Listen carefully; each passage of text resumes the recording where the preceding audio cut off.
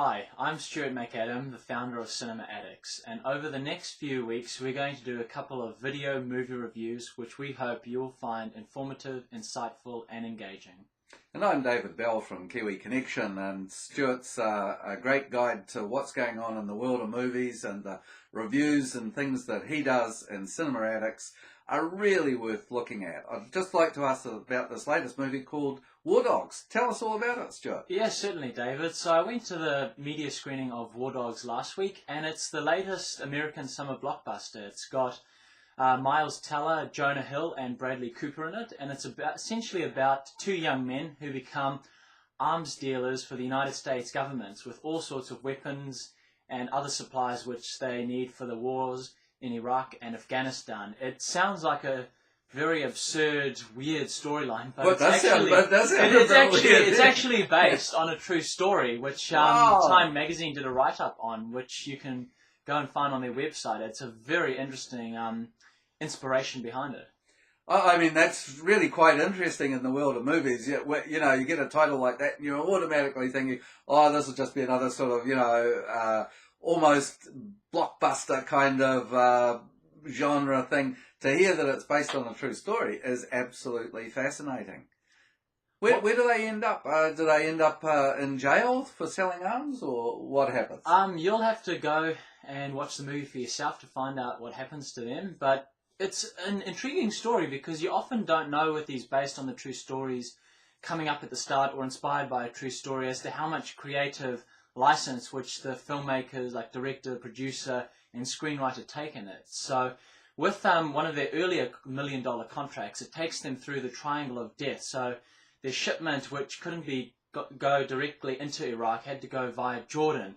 And instead of the Jordanian government saying we'll go into and send it into Iraq, these two arms dealers, Ephraim and David, actually had to go and do it themselves. So they were with this smuggler in a little typical lorry, driving through the triangle of death from Jordan into Iraq, and they're at a service station at one point, and they find that there's these insurgent fanaticals that are coming after them in these 4x4s, and it really makes for an interesting storyline. And as things go on, you find yourself thinking, is this real? Is this really what happened in the true story, or is it just classic Hollywood and making an extreme example out of something which is probably pretty petty? Would you say that possibly truth is stranger than fiction? I definitely would. It's very, very weird because you see as they become more and more successful, you start seeing them live this very extravagant lifestyle, like penthouses in Miami, these flash cars, beautiful trips all around the world. It's just sensational. And the great thing about it is that unlike a lot of Jonah Hill, Seth Rogen type movies, which I was expecting in this one, it doesn't really veer too far either way in terms of absurdity, and doesn't ever venture too much into lowbrow humour. It keeps it quite classic and witty, so it's really enjoyable for anyone who is wanting to go and have a good time laughing at the movies. Stuart, tell us, who are the actors in this film? Are they really good actors? Yeah, you've got some fantastic ones. Anybody who is a Jonah Hill fan is going to absolutely love the film because it's his classic trademark, loud, boisterous, charismatic characters. It's got Miles Teller, who does a very good job as the careful, calculated, and sort of a bit hesitant character of David.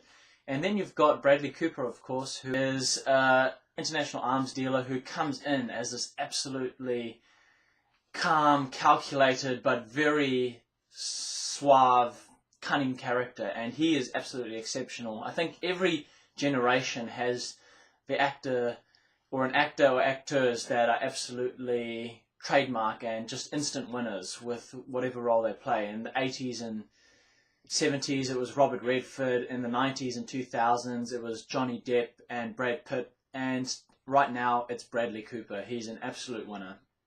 The movie is a great experience, in your opinion. Fantastic, very enjoyable, and you just go along for the ride. Sometimes absurd movies make for great movies because you just go and enjoy the rides, have a great time, laugh along with the characters, and also laughing at their expense is also quite entertaining too.